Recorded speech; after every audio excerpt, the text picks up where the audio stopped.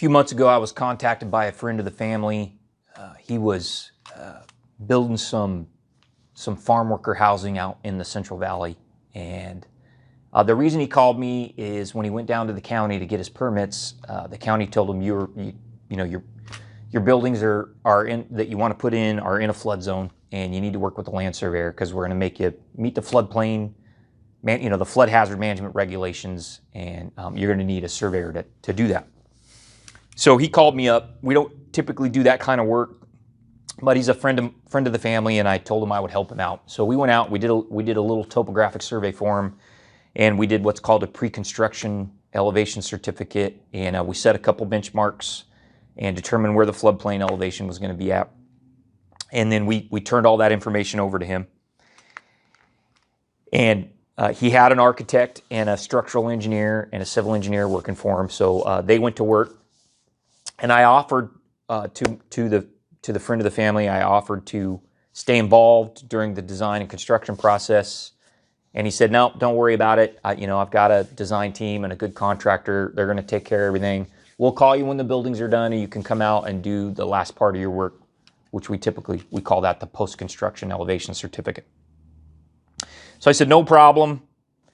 And I went on my merry way and didn't really think about it.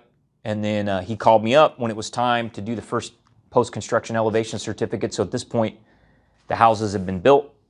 So I show up to do my survey for the post-construction elevation certificate. And as soon as I get out of my truck and I look at the house, I realize we got a problem. These houses were built in what we call an A zone. It's a type of flood zone, and the finished floor had to be elevated above what's called the base flood elevation and on a stem wall, but then there had to be vents put in the stem wall. That's part of the national floodplain regulations. And as soon as I got out of my truck, I saw that the stem wall didn't have any vents.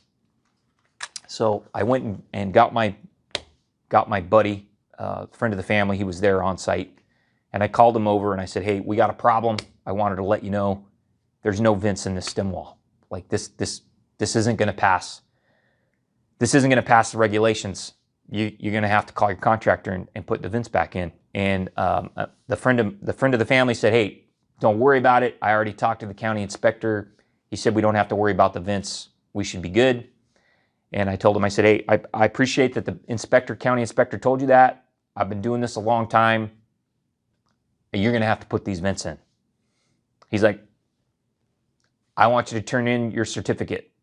I said, okay, no problem. I'll turn in my certificate, but I'm going to note on the certificate that there's no vents, and I have to turn in pictures. It's part of the process. He said, I understand. Don't worry about it.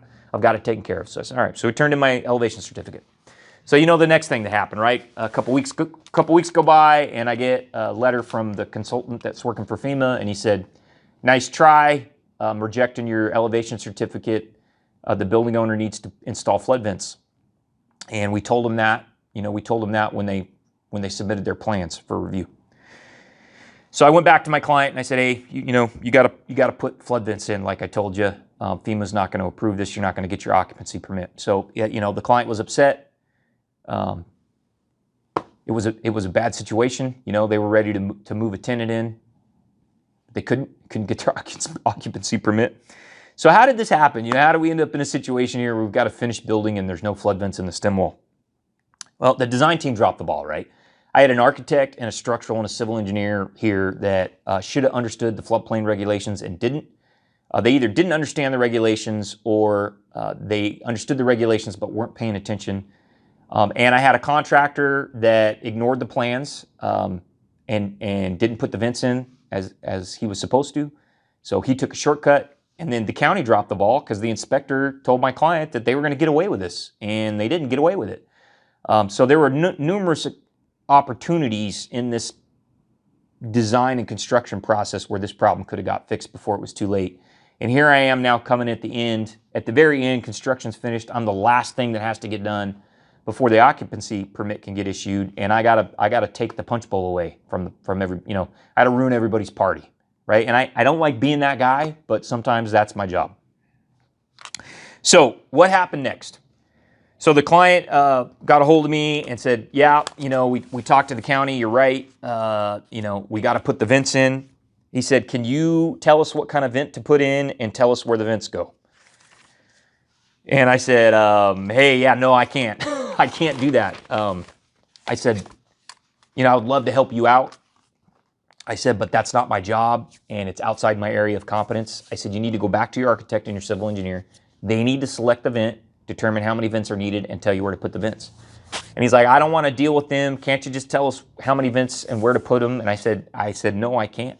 I can't. I said, you have to go back to your design team and make them do their job. So he did. He went back to the design team, and they chose the vents. They determined how many vents they needed. They decided where to put the vents was really important because there was some critical structural rebar in the stem wall and that they didn't want to cut. And so I'm glad that I didn't get out of my lane. I stayed in my lane. So we got the vents installed. The contractor put the vents in, and I was able to go back out and do the survey with the vents in. Now, there were some other issues that came up on this project. So they wanted me to certify that the well was flood-proof. I wasn't qualified to do that. I'm not a mechanical engineer or an electrical engineer or a plumber. The civil engineer wanted me to certify, and FEMA, they both asked me to certify on my elevation certificate that there were a sufficient number of vents flood vents installed in the structure. I told them I can't do that. I said, what I can do is tell you how many vents there are, what kind of vent they are, and where they're located, but I can't tell you that there's enough vents. That is a design decision. Either the architect or the structural or the civil need to do the calculations for that and make that certification. I said, I can't do that. And so it was kind of a hot mess. There was a lot of back and forth. We finally got it done. It got done a couple weeks ago. But, we delayed the project. We delayed the occupancy of the buildings 2 months, probably, maybe 3 months, because of all that running around. So what are the lessons? I'm telling you this story for a reason. What are the lessons? Well, the first lesson is, hire a good project manager. They did not have a good project manager on this project, and that's why there was a lot of finger pointing, and I think the ball got dropped. Hire a good project manager. One of the very first things that project manager needs to do is identify clearly what the roles and responsibilities are. What is the architect doing? What is the structural doing? What is the civil engineer doing? What is the contractor doing? What is the surveyor doing? Somebody needs to ask and answer those questions. Everybody needs to understand what the rules of the game are. Keep your surveyor involved during design and construction, especially if you're in a flood zone or you have other tricky kind of issues. I offered to do that. The client didn't want to pay for it. I think if he'd have kept me involved in the project during the rest of the design and construction, I could have prevented some of these problems and probably saved him a lot of money in the end. So, you got to view your surveyor as a trusted advisor and not just an obstacle or a box to check. I could have prevented some problems there just because of our expertise, but the client didn't want to keep me involved. If you don't keep me involved during the project, you can't blame me at the end when I come in and ruin everybody's party because the job wasn't done right. So keep your surveyor involved. Hold your design team and your general contractor accountable. I really feel like in this situation, the design team and the contractor really let the client down. Even though I wasn't involved in the project as a land surveyor, these folks knew better. If they'd have done their job right, the client wouldn't have had the problems that he had. And then the other lesson I think is really important is you got to practice in your area of competence, right? I didn't tell the contractor where to put the vents. I didn't tell him how many vents he needed. I didn't tell FEMA that the well was flood-proof. I didn't provide engineering calculations on the flood vents or certify that a sufficient number of vents were installed. I'm not qualified to do any of that. In practical terms or by law. I'm not in California. I'm not qualified to do any of that. So, part of being a good consultant is understanding what your area of competence is and what you're authorized to do under the law and what you're not authorized to do under the law. And part of what I had to do in this situation was push back against the design team and make them do their job, right? And that was important. So anyways, it was kind of a mess, but it's a good story. It illustrates, some valuable lessons. And work with a good surveyor. Treat them like a trusted consultant. Keep them involved during the design and construction, even after the initial survey is done.